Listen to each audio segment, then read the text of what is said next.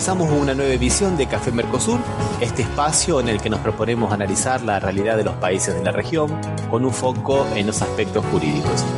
Hacemos este programa desde Rosario, Argentina, quien les habla, Osvaldo Di Princio y Daniela Burlini, y de San Pablo, Brasil, Ramiro Cayano Blanco. Este programa se transmite por RCA, radio oficial de Resistiendo con Aguante, y también por la radio Las Voces del Muro. Los programas anteriores se encuentran en iVoox y en iTunes como Café Mercosur. También nos pueden encontrar en www.cafemercosur.com y en las redes sociales, Facebook y Twitter, también como Café Mercosur. Bueno, estamos en el programa 146 de Café Mercosur. ¿Qué tal, Osvaldo? ¿Cómo te va? Ramiro, ¿cómo estás? Bien, muy bien. Hoy vamos a tener un programa especial, vamos a dedicarlo exclusivamente a hablar de economía de Argentina. Por eso vamos a dejar las noticias que tenemos siempre en la primera parte un poco relegadas, pero creo que la invitada que nosotros tenemos se lo merece, Osvaldo. Sí, y calculo que va a ser de Argentina y sin dejar de tocar las similitudes que tiene el desarrollo económico con Brasil, ¿no? Que como siempre lo vimos en todos los programas desde que empezamos, cada vez nos parecemos más. Sí, es verdad, porque esta economista que nos visita hoy también es profesora de la Universidad Federal de Santa Catarina, así que vamos a tener el honor y ya la vamos presentando. Estamos con Laura Babel Lacase. ¿Qué tal, Laura? ¿Cómo te va? Hola, ¿cómo Laura. están? ¿Cómo están? Muy contenta de poder participar del programa. Bueno, los que estamos contentos somos nosotros de tenerte acá. A modo de pequeña introducción, vamos a decir que Laura es, licenciada en Economía, se licenció en la Universidad de Buenos Aires y también es magíster en Relaciones Internacionales en la Universidad Federal de Santa Catarina, ¿no? Y bueno, su experiencia es en el área económica, con énfasis en la economía internacional, actuando principalmente en temas como vigilancia de comunicaciones, construcción, cadena de valor, ciberseguridad, ciberespacio. Bastantes temas, ¿no, Laura? Felicitaciones. Sí, soy un poco ecléctica. Bastante. Tengo en los últimos años, sobre todo, he expandido bastante las áreas de actuación, las áreas de investigación sobre todo. Y bueno, quedó un bricolage un poco amplio, pero interesante. Interesante para poder entender un poco la realidad multifacética argentina, inclusive, ¿no? Que se presenta con tantos costados diferentes, ¿no? Y a veces se hace muy difícil explicar la realidad económica de Argentina, y es lo que vamos a hablar ahora. Laura, ¿por dónde te gustaría comenzar? Nosotros hicimos el programa anterior con la licencia que nos podemos tomar como personas que hablamos de economía de oído, pero usamos una metáfora a partir de unas declaraciones que hizo una periodista acá de La Globo, que no vamos a decir el nombre porque no interesa, pero ella repitió lo que siempre se dice con relación a los planos neoliberales que fracasan, ¿no? Que en realidad el fracaso no fue por las medidas, sino porque las medidas fueron poco profundas, ¿no? Que no fueron realmente al hueso como deberían haber ido. Y nosotros hicimos una metáfora acá diciendo que es más o menos como prescribirle veneno a un enfermo y decir que se murió porque el veneno era poco, ¿no? Entonces, tratamos de ver qué era este veneno de las medidas de Mauricio Macri que había tomado. ¿Cuáles te parecen, haciendo una pequeña retrospectiva, ¿no? ¿Qué fueron las peores medidas de Mauricio Macri en estos 3 años y medio de gobierno? Qué pregunta más difícil. Primero, la metáfora me parece que está muy bien en varios aspectos. El primer aspecto, porque capta muy bien algo que buena parte de lo que hoy se llama heterodoxia, digamos, todo lo que no es neoliberal en términos del discurso económico, entiende que es que ese conjunto de medidas no pueden dar un resultado positivo. O sea, no hay forma de que vos le administres veneno a un ser humano, sea poco o sea mucho, y que el resultado sea diferente de la muerte.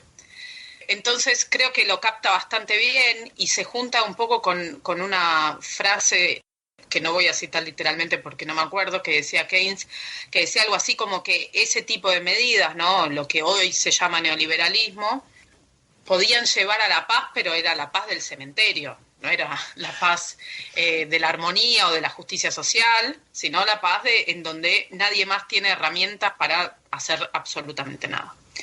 En relación a las medidas de Macri, o sea, es realmente un desafío encontrar cuál sea pueda ser calificada como la peor, porque, bueno, yo tengo una lectura absolutamente crítica de su gestión económica, macroeconómica, microeconómica, y en ese sentido es difícil identificar una que sea peor. Probablemente el punto tal vez de partida y de llegada, o sea, el punto que tal vez estructura todas la gran, digamos, crisis en continuo de estos 3 años y medio, con brevísimos periodos tal vez de mayor calma, tenga que ver con la administración de lo que nosotros llamamos la cuenta capital, que es la estructuración de medidas de control por parte del Estado en relación a los flujos de salida y de ingreso de capitales extranjeros. En algún punto, la liberalización completa, como hizo Macri ya en diciembre de 2015, es aquello que signa su gobierno, tanto porque es lo que él viene a hacer, o sea, realmente si había una cosa que uno sabía que Macri iba a hacer, era eso, era su programa de gobierno, y por otra parte, porque es aquello que una y otra vez, de manera sistemática, va marcando los diversos episodios de crisis aguda, ¿no? Crisis aguda en 2015, apenas se liberaliza la cuenta capital, pero crisis aguda cada vez más recurrente, sobre todo a partir de 2018. En algún punto, o sea, la importancia de la desregulación de la cuenta capital, o sea, de la salida básicamente del Estado como regulador de quién entra, quién sale, cuándo entra y cuándo sale del país en términos de capitales, tiene 2 aristas que para mí son muy importantes. La primera es la arista, si querés, podríamos decir, del pésimo diagnóstico de la coyuntura económica internacional con el cual el macrismo llega al poder, que es el de la lluvia de inversiones, ¿no? Se suponía, por lo menos era la expectativa que el macrismo transmite a partir de su discurso, que si el Estado deja de controlar quién entra y quién sale en términos de capitales al país, iba a venir la lluvia de inversiones, ¿no? Como un caso automático. Muy, muy, muy parecido a las tesis de represión financiera que había después de la década del 80, ¿no? En el comienzo de la década del 90, en las cuales preconizaban que ante un escenario de regulaciones extremadamente elevadas sobre los flujos de capital, la salida de ese esquema iba a permitir un aluvión de capitales ingresando a la región. La cuestión es que el mundo del 2015 o 16, que es el que toma Mauricio Macri, no es el mundo del 92. Son 2 planetas diferentes, son 2 mundos diferentes, son 2 contextos internacionales diferentes. Tanto así que Macri asume pensando en la lluvia de inversiones como si fuese en la primera década de los 90 y los acuerdos de libre comercio, de nuevo, como si fuese la década de los 90, y apenas él asume Trump, se acaban los acuerdos de libre comercio, el acuerdo transpacífico, y comienza todo el escenario de mayor conflictividad entre los Estados Unidos, China, la crisis en la Unión Europea, y todo el programa macroeconómico de Macri se cae en el agujero del pésimo diagnóstico internacional con el que asumió. Eso por un lado, digamos, o sea, había un objetivo de política económica que se buscaba con la desregulación, que era esta supuesta lluvia de inversiones. Eso no ocurre básicamente porque el macrismo no entendió el mundo en el cual asumió el gobierno de la Argentina, o sea, la situación económica internacional. Y el segundo punto es que cada vez que se impuso un conjunto de medidas, sobre todo de liberalización extrema de la cuenta capital en los países de América Latina, el resultado fue siempre el mismo, no es que hubo un cambio. Esto es el resultado en Chile en los 70, en Argentina en los 80, en Argentina en los 90 y ahora en Argentina en 2015, en México en 94, en México en 82, digamos. Son crisis financieras recurrentes, todas derivadas del mismo conjunto de políticas. Entonces, en realidad yo creo que probablemente las medidas asociadas a ese control de los flujos de capital son aquello que ha asignado el gobierno de Macri, tanto por su error de diagnóstico como por las consecuencias de las propias políticas en términos de lo que el Estado puede y no puede hacer en el futuro, ¿no? Es como cuando Macri se empieza a quejar en 2019 porque los exportadores agropecuarios no liquidan los dólares provenientes de la cosecha, ¿no? Como una cosa de decir, bueno, pero yo al final te di todas las garantías y vos no hacés lo que yo te pido. Y son en realidad regulaciones que hasta 2015 existían. No dependía de la voluntad del exportador, sino que era el resultado de un conjunto de políticas públicas orientadas a manejar los ingresos y salidas de dólares del país. Entonces, probablemente creo que es esa. Bueno, escuchemos algo de música. Dale. Vamos a empezar escuchando una canción de una compañera argentina de Córdoba que vive acá en Salvador, que se llama Ceci Cora, y un tema que rescata la protección ambiental en la provincia de Córdoba, principalmente de los bosques del Valle de Punilla, que se llama El Monstruo. Vamos. Todas las mañanas monstruo despierta, todas las mañanas como vos, todas las mañanas monstruo sacude sus alas, desde la punta de la torre se menea a la distancia.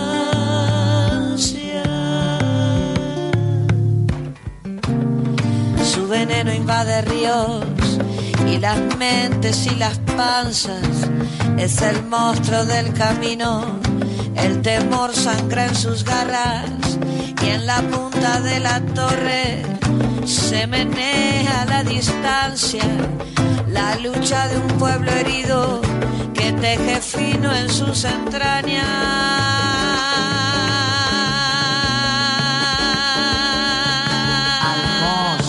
El miedo le juega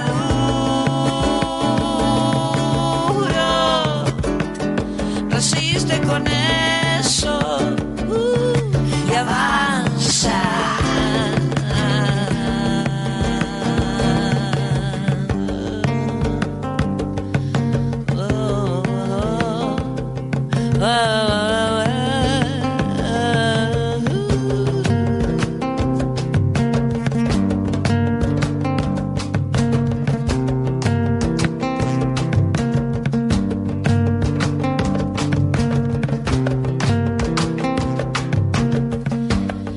Las tardes tomas mate y el monstruo pide a su sirviente un trago más, mientras vos jugás con tus compañeros. Monstruo traga y vomita soledad. Desde la cumbre del abismo se menea a la distancia.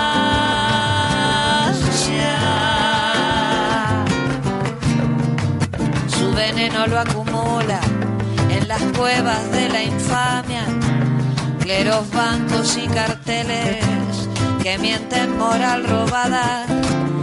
Y en el barrio y en el monte se menea a la distancia la lucha de un pueblo herido que teje fino en sus entrañas.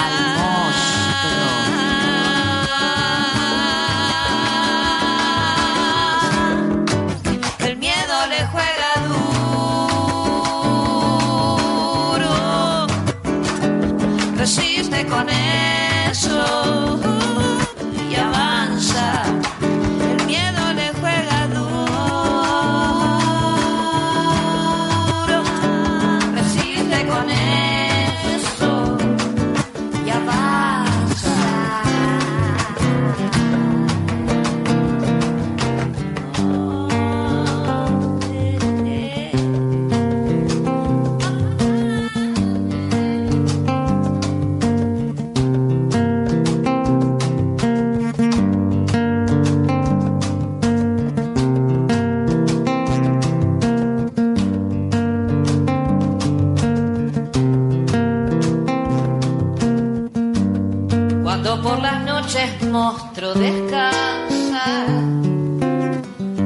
descansa el pueblo y la verdad.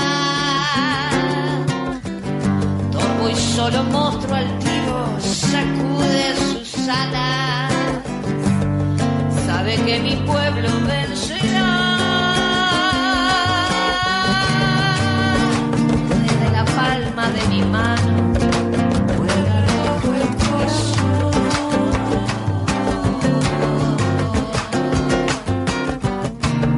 Tengo más para decirte, amerita la ocasión. Que en la granja pretendemos un 3-0 y que lo importante es cómo sigue la verdadera construcción. Que lo importante, pueblo mío, pueblo mío, no te olvides, no te olvides que al miedo inmobiliario retorcido, tan dorado, insaciable, inmoral, descarnado, pueblo mío, no te olvides. Al monstruo. Juega duro el miedo. Polvo acumulado, inmobiliario retorcido, tan dorado, insaciable. Pueblo mío, pueblo mío, pueblo mío, no te olvides. El miedo le juega duro. Bueno, retomando ahora el tema de la fuga de capitales. Yo estoy un poco impresionado por un video que anda ahora circulando donde muestran a Carlos Heller en un programa de televisión de Argentina, mostrando el gráfico ascendente más o menos a unos 45 grados de lo que era el endeudamiento argentino de 1975 al 2001, que corría en paralelo con la salida de capitales de Argentina, ¿no? Con lo que se conoce como la fuga, ¿no? Y después, ahora en el gobierno Macri, se vuelve a repetir el mismo gráfico, casi de la misma manera, con una inclinación hacia 45 grados, ¿no? O sea, cuanto más nos endeudamos, más dinero sale. O sea que, como decía un poco mi cuñado de una forma medio bruta, el deporte nacional de los argentinos no es el fútbol, es fugar capitales, ¿no? Por eso me parecía muy importante lo que habías dicho. No sé qué te parece. Sí, yo no diría, con respecto a tu cuñado, yo no diría que es de los argentinos, ¿no? Son sectores concentrados de la economía argentina. Sí, claro.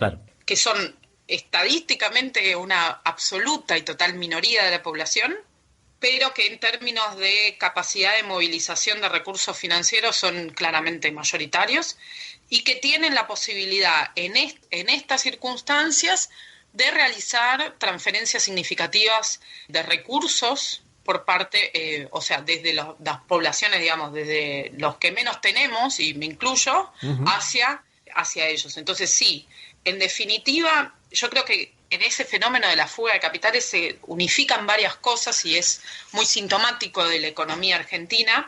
Mira, si te voy a ser totalmente honesta, yo creo que en parte porque se entiende desde el momento cero. Y creo que cualquiera que en 2015 hubiese estado mirando la política económica del Macri, se entiende desde el momento cero que eso no es sostenible. O sea, que existe una oportunidad, una ventana, en donde algunos van a salir y algunos van a quedar. Entonces, esa fuga de capitales expresa en buena medida que existen un conjunto de operadores financieros que ven la posibilidad de tomar ganancias a nivel bastante elevado, que es básicamente, ¿no?, ese jueguito entre la tasa de interés en pesos y el ritmo de devaluación, pero que entienden desde el momento cero que eso no dura para siempre. Entonces, que es el momento de hacer la ganancia y fugar los capitales, no esperar a ver qué pasa. Entonces, esa fuga de capitales tiene que ver con eso. Tiene que ver con que siempre se identifica que la apertura de la cuenta capital nunca es durable en un país como Argentina. En un país como Argentina y en ningún país de la región de América Latina, ojo, ni tampoco en ningún país de Europa. O sea, excepto en Estados Unidos, que es el que imprime dólares, todo el resto de los países tiene algún tipo de regulación de la cuenta capital. Entonces, en Argentina, que tenemos momentos, ¿no?, en determinados episodios políticos y económicos que habilitan a una configuración de fuerzas que consigue hacer una liberalización indiscriminada de las regulaciones que están efectivamente manejando, ¿no?, el flujo de dólares.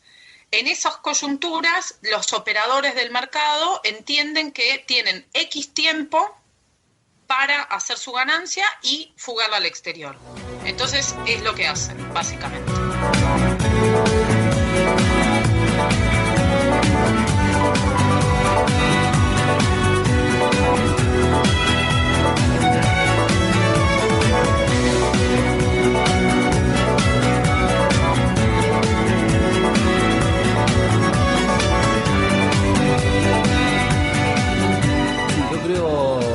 Que has hecho una precisión muy, pero muy interesante en dos aspectos. Primero que, claro, mi cuñado decía que los argentinos, como dijiste vos, no son los argentinos, porque van a empezar a aparecer ese tipo de generalizaciones. Ahora, cuando vean el problema de Macri, nadie va a decir que es el neoliberalismo que ha fracasado en otro país. Van a decir que son los argentinos los que no saben manejar su economía y ese tipo de cosas, con esas construcciones sociohistóricas que se van haciendo para quitarle la responsabilidad a lo que fue sistemáticamente, como bien has colocado, y yo hasta te colocaría inclusive después del periodo de tibia prosperidad que hubo en los años 60, el gobierno de Kirchner Bacena, que fue un poco el que sistematiza todas estas políticas neoliberales que se aplican en Argentina y que terminaron en los resultados que todos conocemos, ¿no? Y también otra cosa, otro riesgo también que va a llegar a ocurrir es que la culpa es de Macri, porque Macri era ladrón, porque así como ya lo culpamos a De la Rúa, porque De la Rúa no era una persona muy rápida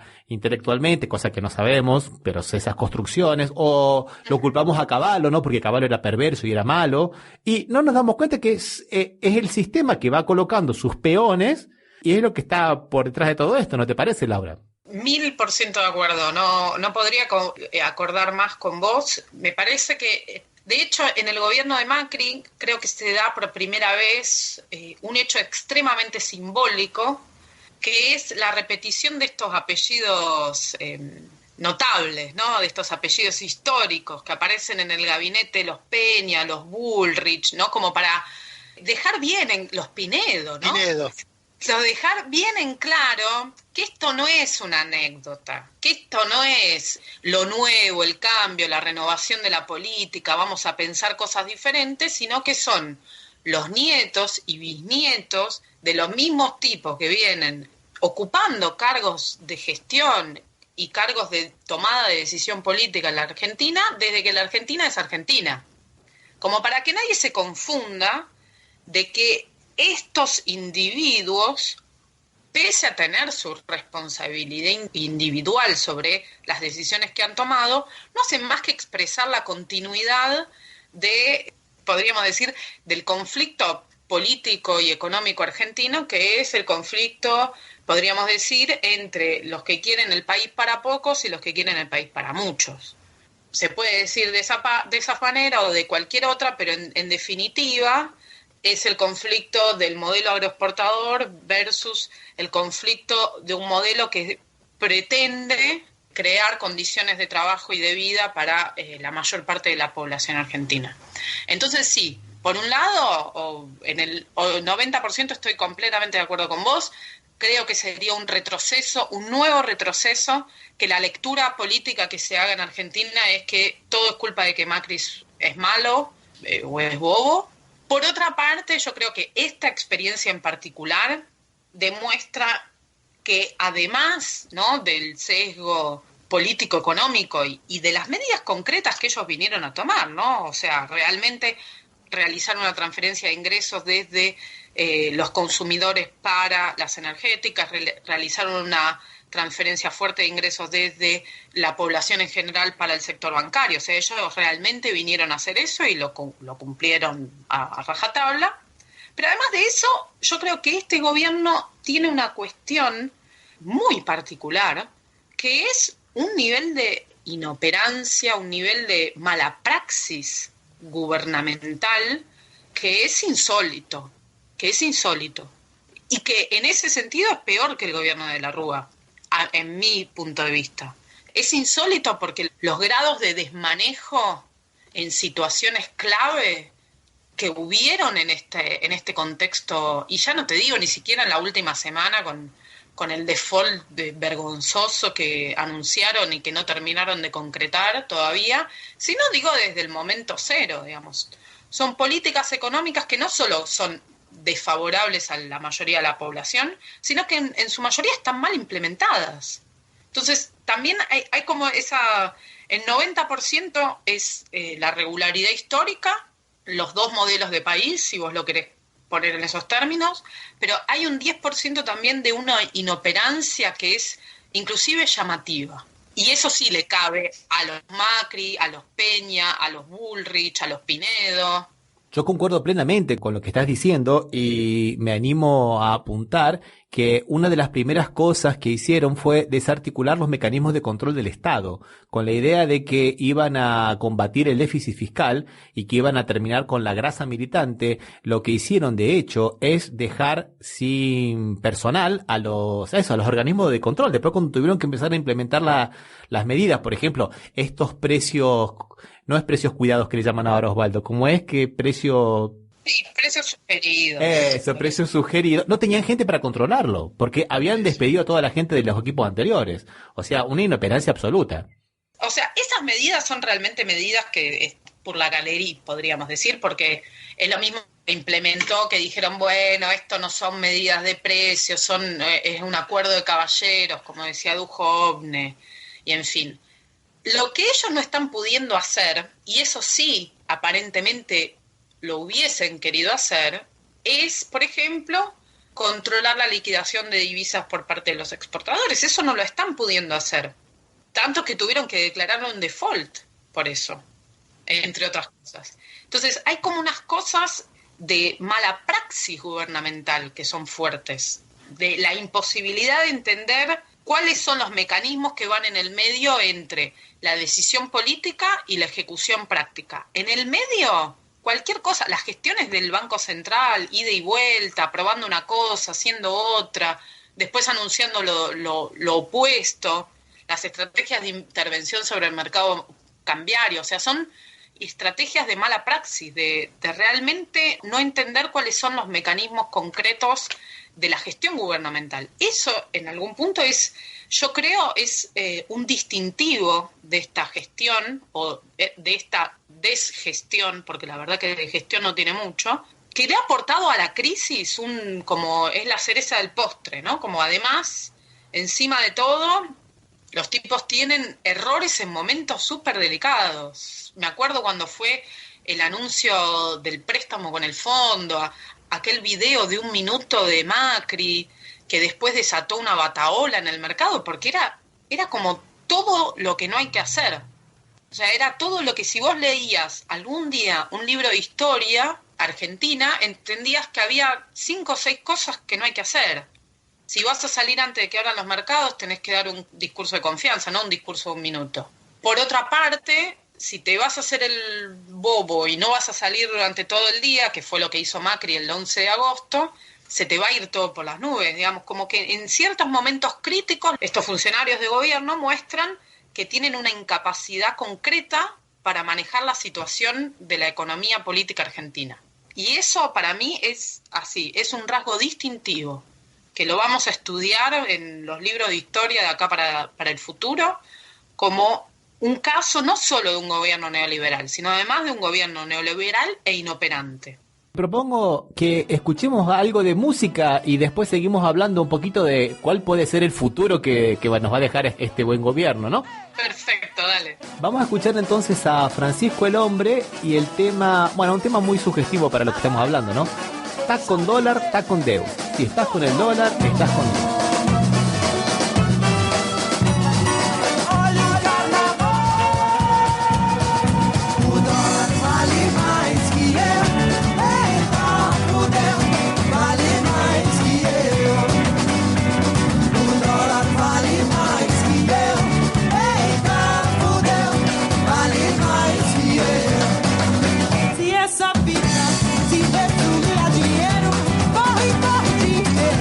Para vida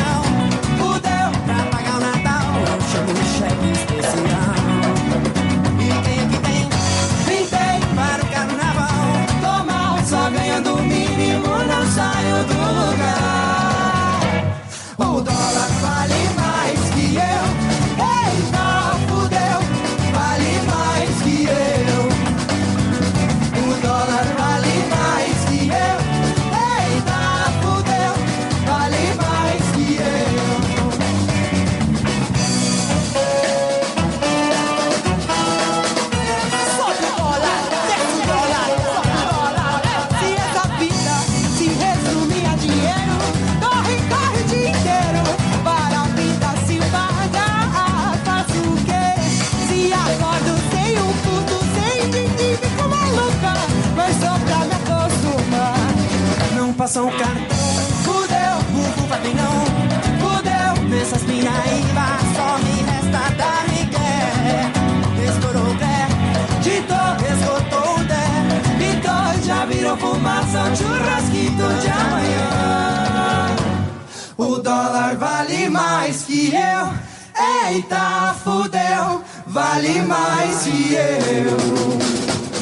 O dólar vale mais que eu. Eita, fudeu, vale mais que eu. O dólar vale mais que eu.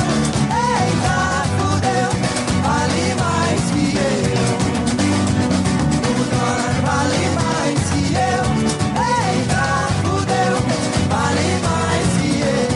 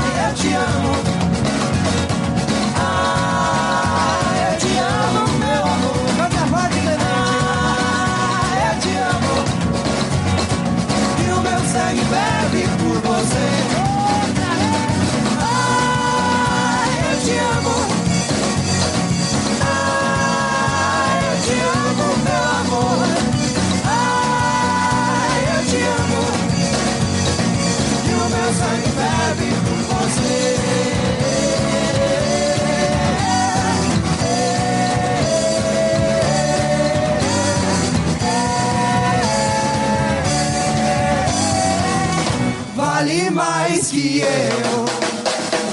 O dólar vale mais que eu. Eita, fudeu, vale mais que eu. O dólar vale mais que eu. Eita, fudeu, vale mais que eu. O dólar vale mais que eu. Eita, fudeu, vale mais que eu. O dólar vale mais que eu. Eita, fudeu. Estás escuchando Café Mercosur. Por las radios RCA, Resistiendo con Aguante Oficial y Las Voces del Muro. Bueno, seguimos entonces ahora con el programa y con nuestra convidada, con Laura. Osvaldo, creo que vas a hacer una pregunta. Sí, Laura, te quería hacer una pregunta aprovechando que sos magíster en relaciones internacionales.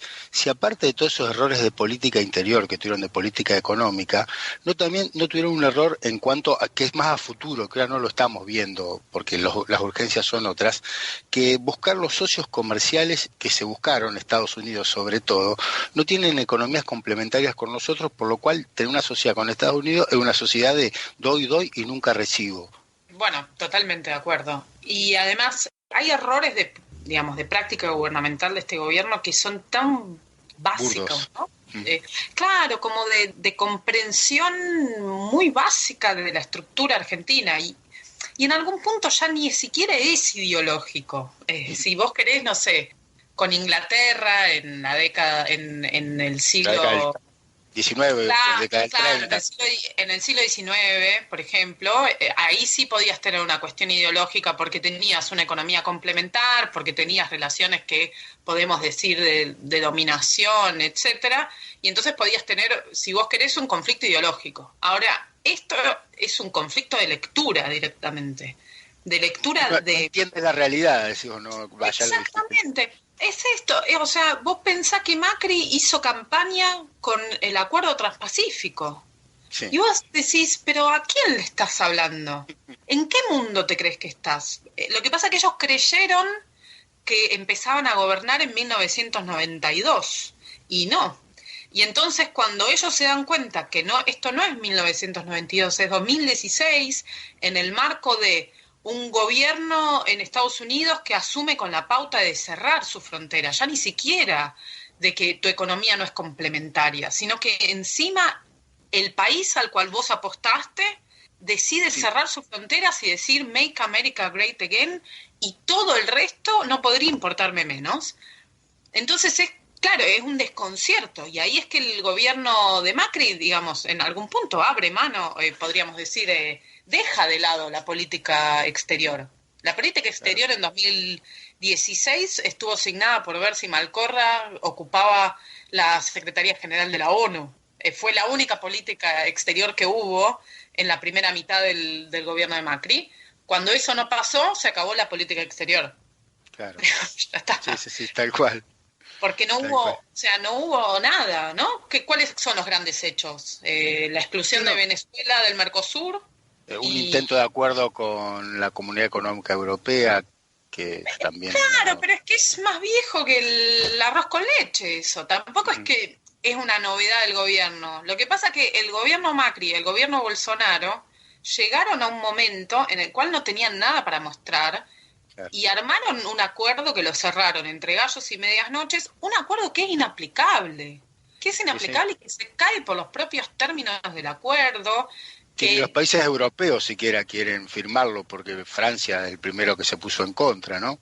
Claro, pero además Francia se pone en contra hace 20 años ya que se está negociando, 20 años literalmente se está negociando el acuerdo entre la Unión Europea y el Mercosur. Pero vos pensás que en realidad el primer eje de campaña, tanto de Macri cuanto de Bolsonaro, era que el Mercosur no servía para nada, ni siquiera para hacer un acuerdo de libre comercio con la Unión Europea. Se tuvieron que agarrar de eso como decir, bueno, ahora vamos a mostrar algo, y están esas imágenes vergonzosas del canciller Faure festejando como el gol de Diego a los ingleses.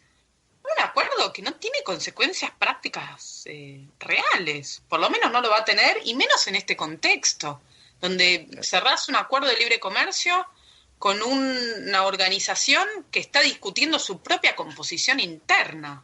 O sea, es delirante. Y disfruto del momento, de la situación, y de que pensar que es todo una política eleccionaria, que trabajan para la elección y no para gobernar, porque lo hicieron con para poder vender esa imagen, ¿no? Estamos antes de la elección y ya firmamos con la Unión Europea. Claro, y pensá que después de eso, menos de una semana después, está ese hecho vergonzoso que va a quedar en los anales de la historia de las cancillerías argentinas y brasileras, que es la visita de Bolsonaro y el acuerdo del trabajo en la unión monetaria entre Argentina y Brasil, ¿no? Esta unión entre el real y el peso, pero ya descabellado para los dos países, que de hecho en menos de 3 horas el Banco Central de Brasil sale a desmentir al propio presidente diciendo que ellos no estaban evaluando ninguna hipótesis de unión monetaria con Argentina, con un país que tenía en ese momento 45% de inflación anual, que ahora va para camino al 60 derecho. Entonces, en términos de las relaciones internacionales, y esto se ve en los dos países más grandes del Cono Sur, tanto en Argentina como en Brasil, lo que hubo en estos años es un empobrecimiento marcado de la gestión diplomática en sentido amplio, ¿no? Del diseño de las relaciones con el resto del mundo, marcadísimo. Y de nuevo, ni siquiera ideológico, porque la ideología, en todo caso, uno puede pensar que existen relaciones que busquen una mayor independencia y relaciones que se contenten con un escenario de dependencia porque piensan que las condiciones del mundo son así, y que eso es un debate ideológico.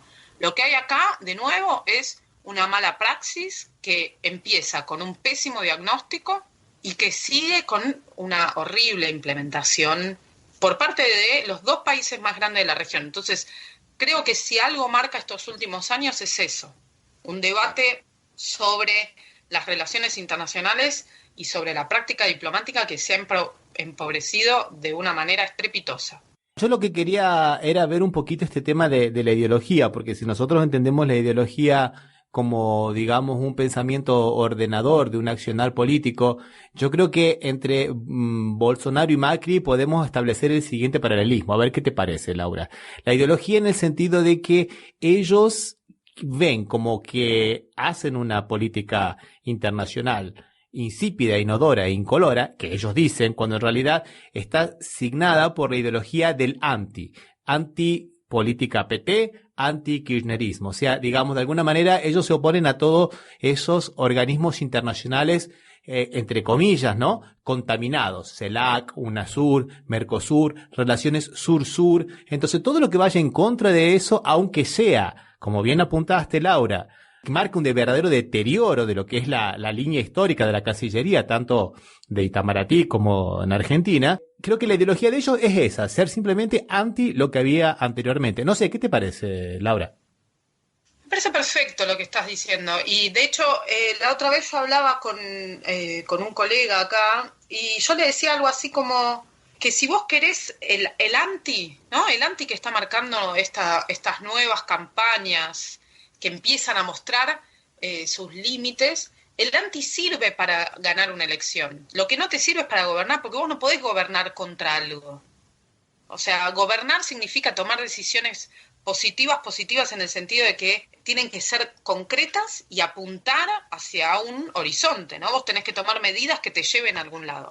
Ese algún lado nunca se puede definir por oposición a otra cosa. En algún punto, a mí me parece que lo que marca esto es que efectivamente se ha construido en las últimas décadas una suerte de ideología del anti, pero que es una ideología que por definición no tiene contenido, es solo rechazo, y que se mostró enormemente efectiva para ganar elecciones, y de nuevo, no es solo la elección de Macri en Argentina y de Bolsonaro en Brasil como si fuese esto una epidemia de la incapacidad de pensamiento de los países latinoamericanos, sino que se expresó claramente en el Brexit en el Reino Unido, ¿no? Donde se construyó toda una supuesta propuesta política sobre el anti-inmigrante, si vos querés el anti-europeísmo, y que en la hora de lo concreto, de decir, ok, ¿cómo vamos a concretizar esto?, se ha mostrado tan incapaz que se ha tragado a la política del Reino Unido en un limbo que ya lleva un año. Entonces sí, puede ser que haya una ideología del anti, pero esa ideología no gobierna. Esa ideología en todo caso destruye o gana elecciones, pero gobernar no sirve para gobernar. Bueno, les propongo que hagamos otra pausa musical entonces y escuchemos una canción. ¿Qué vamos a escuchar, Osvaldo? Al Negro Rada, o Rubén Rada, como se suele decir, que es una liberalidad decirle negro, ¿quién va a cantar? Muy bien, vamos entonces. Cuando se pierde toda la poesía, cuando la gente solo sobreviva, cuando el cansancio mate la alegría, seremos una máquina de trabajar. Sí, claro. Si globalizan nuestro pensamiento, solo habrá un libro con el mismo cuento. Sin esa magia de la fantasía, la música del mundo no tendrá lugar. Pregunto yo, ¿quién va a cantar? ¿Quién va a soñar? ¿Quién va a tocar la melodía del amor? ¿Quién va a cantar? ¿Quién va a soñar? ¿Quién va a pedir para que no calle el cantor? Si cada pueblo tiene un presidente que por lo menos rime con la gente, cuando el reparto sea más coherente, tendremos un planeta con identidad. Cuando el amor sea lo más urgente, no tendrá caso la guerra de Oriente. Cuando el racismo no tenga parientes, me sentiré orgulloso de la humanidad. ¿Quién va a cantar? ¿Quién va a soñar? ¿Quién va a tocar la melodía del amor? ¿Quién va a cantar? ¿Quién va a soñar? ¿Quién va a pedir para que no calle el cantor?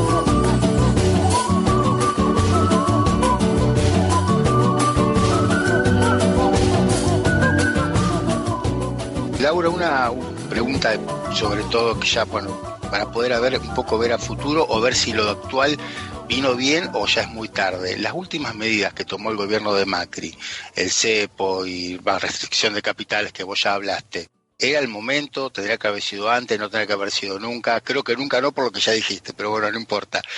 ¿Cuál es tu visión de eso? Bueno, no quedaba otra, ¿no? Estaban con el revólver en la cabeza, tenían que hacer esto sí o sí. Yo creo, mira, yo la verdad que no sé, no estoy en la cocina claramente del Ministerio de Economía. Creo que debe haber sido una salida que han negociado con el Fondo Monetario Internacional, que todavía está en veremos si va a ser el último desembolso ahora de septiembre, que son unos 5.600 millones de dólares ultra necesarios, y en ese sentido es bastante sugestivo que el anuncio de las medidas, incluyendo el cambio del gabinete económico, vengan justo después de que la misión del fondo esté en Buenos Aires. Y en ese sentido, creo que lo que es absolutamente imperioso e impuesto no está ni bien ni mal, es así, es una necesidad, es un dato. ¿Se hacía eso o se iba a una corrida cambiaria y bancaria clarísima, no? Pero las medidas, ¿se podrían haber tomado antes con mejor suerte o...? Pero claramente, es que las medidas en buena parte no deberían haber desaparecido nunca en 2015. Digo, la salida del, entre comillas, cepo, que deja el kirchnerismo, se podrían haber dado de otra manera también. Podrían haber liberalizado parcialmente, como hace cualquier país del mundo. Y en ese sentido, las medidas son tardías y son bastante mal implementadas. Inclusive el default, ese default medio entre gallos y medias noches, que inclusive hoy, y parece una cosa ridícula, se anuncia en general, pero no se anuncian las medidas concretas. Todavía no sabemos si el supuesto reperfilamiento va a salir por una ley del Congreso, por un decreto de necesidad y urgencia. Esto es lo que me refiero un poco con la mala praxis, ¿no? Creo que ni ellos lo saben de todas maneras, o sea que... Porque hace cosas mal y tarde, digamos, porque es eso, digamos, la realidad, ellos estuvieron evitando hasta último momento hacer esto, y en el momento que lo tuvieron que hacer, bueno, se los impuso el mercado en algún punto. No, inclusive al respecto, hay que apuntar que ellos hicieron la moratoria de las LETER y las LECAP, ¿no? Para las personas no físicas, digamos, ¿no? Para las personas jurídicas que van a tener que hacer frente mañana a sus obligaciones laborales, a sus obligaciones, digamos, fiscales, y no van a tener dinero como asumir eso. No van a tener, o sea... No tiene sentido, es una norma inentendible donde si vos sos una persona física que compró el instrumento de manera directa, no te ves perjudicado, pero si vos sos una persona física que lo compró a través, por ejemplo, de un fondo común de inversión, te ves perjudicado y sos la misma persona física. Es ridículo, porque está, hecho así, ¿no? No sé, a las 2 de la mañana de un sábado de la noche, con todo jugado ya, en una medida muy rara, ¿no? De foltear la deuda en la moneda doméstica, y donde además, que es lo que yo decía antes, no se termina de entender cómo esto se va a estructurar en términos de nuestro ordenamiento jurídico. Porque ahora lo que tenemos es una resolución del Banco Central, pero falta el instrumento legal contundente que sirva para aplicar al resto de la deuda, ¿no? Al resto de los títulos de deuda, a los bonos, que en algún punto es lo que armó toda la escalada de la semana pasada, que fue la segunda mayor debacle del Merval, y que tiene que ver con esta anomia, ¿no? Anuncia una cosa y después, bueno, no sé, deben estar esperando que se solucione solo, qué sé yo. Supuestamente tendrían que haberlo mandado al Congreso el lunes pasado y no lo mandaron, y yo calculo que no lo van a mandar porque tienen miedo al debate parlamentario, ¿no? Porque no tiene sentido una medida así. Yo creo que ellos lo que quisieron hacer fue socializar los costos del default, poniéndolo, ¿no?, en el Congreso. Pero por otra parte es una medida que no tiene sentido extenderla en el tiempo. O sea, en los mercados financieros, si hay una cosa que vos no podés hacer, es dejar a la incertidumbre crecer, ¿no? Porque ese es el escenario donde algunos pocos ganan y muchos pierden. Algunos pocos, los que tienen un poquito más de información, consiguen sacar una tajada mayor, y todo el resto pierde ante la incertidumbre. Y lo que ellos hicieron, que supuestamente, ¿no?, eran los ases del mercado, los Messis de las finanzas, fue sistemáticamente crear mayor incertidumbre en un mercado que ya está asignado por la incertidumbre. Dejan muchos aristas sin resolver, muchos cables pelados dando vueltas por allí. Yo creo, en parte, por su propia incompetencia. Porque esto de dejar una semana, y no una semana, porque esto todavía no se resolvió, pero dejar dando vueltas en el aire cómo es que esto efectivamente se va a instrumentar. Y bueno, es realmente el manual de lo que no hay que hacer en una crisis de la magnitud que Argentina tiene. Pero es de manual. Yo calculo que en el fondo ellos no creen en estas medidas. De hecho, parece que anda circulando por ahí una versión de que Mauricio Macri realmente se mantuvo una conversación telefónica con Alberto Fernández y le dijo, mira, necesito que apoyes las medidas que vamos a tomar. Y Alberto Fernández le dijo, bueno, pero ¿cuáles son? No te puedo decir, pero yo te digo que son las medidas que a ustedes les hubieran gustado. A mí no me gustan, pero a ustedes les hubieran gustado. Y después lo dijo ahora entre los empresarios, ¿no? No es lo que yo quería, no es lo que me gusta, pero fue lo necesario porque tengo que ver el llevarle estabilidad a los mercados y cuidar los ahorros de los argentinos. Pero yo calculo que en el fondo es porque ellos no saben lo que están haciendo y creo que es eso, que no saben lo que están haciendo. Bien como lo apuntaste vos, Laura. Sí, no lo saben y tampoco están ahora en una circunstancia donde realmente tengan mucha credibilidad para hacer otra cosa. El punto es que extremaron la cuerda hasta un momento en el cual hoy los encuentra no solo fragilizados en términos de las reservas y, digamos, de los fundamentos macroeconómicos, sino fragilizados políticamente en extremo. Es muy difícil negociar una ley de relevancia en este contexto, para ellos y para cualquiera. Lo que pasa es que ellos carecen de otras articulaciones. Es lo que pasa cuando confías en los mercados, ¿no? Como decía Pugliese. Les hablé con el corazón y me contestaron con el bolsillo, y tal vez parte del diagnóstico errado de Macri era que con él esto no iba a pasar, ¿no? Ese enojo, para mí fue muy, muy significativo cuando él demostró ese enojo con los grandes exportadores del complejo sojero, que no liquidaron las divisas, y él decía algo así como, bueno, pero al final, son de los nuestros, ¿cómo nos pueden hacer esto a nosotros? Y bueno, forma parte del error de diagnóstico, de la incomprensión del funcionamiento de la macroeconomía básica de Argentina. Entonces es esto, es la repetición de los mismos errores en diferentes planos, en los acuerdos de precios, en las regulaciones a la entrada y salida de flujo de capital, en el manejo de la deuda. Es eso, una y otra vez lo mismo. Osvaldo, ¿alguna otra pregunta? Un poco a ver de qué queda después de Macri, si se va. ¿Qué queda después? Bueno, creo que hasta el 9 de diciembre a las 12 de la noche no lo vamos a tener muy en claro, y va a depender un poco de qué tan responsables en términos de la política económica sean de acá adelante. En ese punto pareciera que el cambio del mamarracho de Duhovne por la Kunza es algo que ofrece un poco más de tranquilidad. Entra es un gobierno que va a entrar con la necesidad imperiosa de renegociar absolutamente todo, de renegociar la deuda, de renegociar los acuerdos internos, ¿no? Los pactos con los diversos grupos de poder de la Argentina, y que va a necesitar implementar un conjunto de medidas de emergencia social absolutamente rápido, ¿no? De manera emergencial.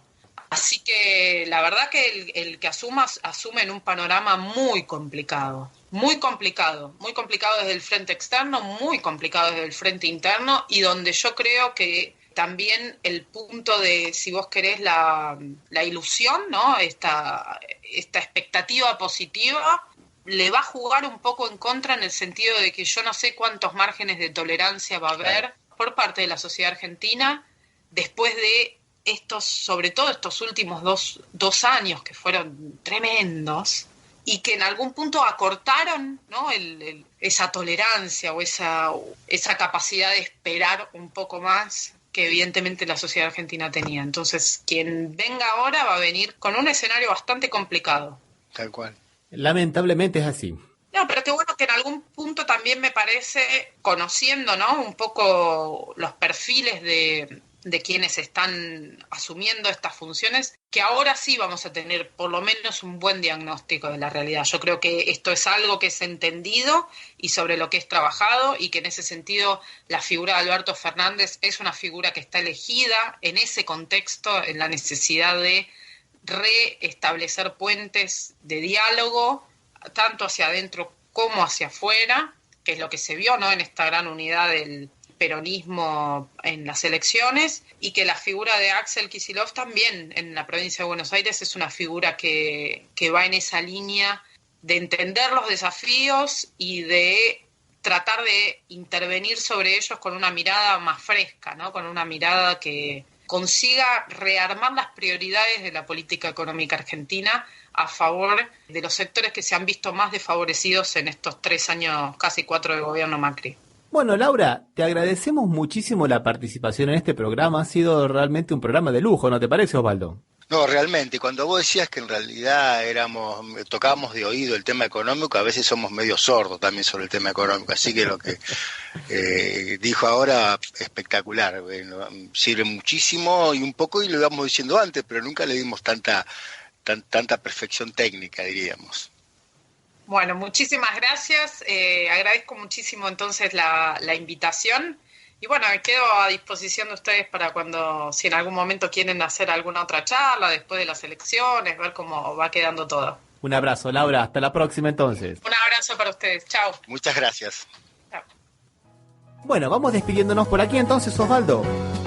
Sí, vamos terminando después de un programa que ha sido, por lo menos para nosotros, muy educativo, ¿no, Ramiro? Aprendimos mucho de economía. Sí, ha sido una verdadera clase de economía, un verdadero lujo que nos hemos dado y que esperemos que se repita.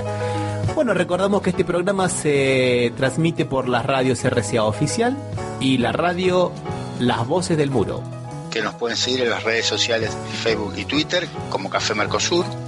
También pueden escuchar los programas anteriores en iVoox, en iTunes, en TuneIn y en Radio Cut, o en nuestra página www.cafemercosur.com. Osvaldo, un abrazo, hasta la próxima semana. Hasta la próxima, Ramiro.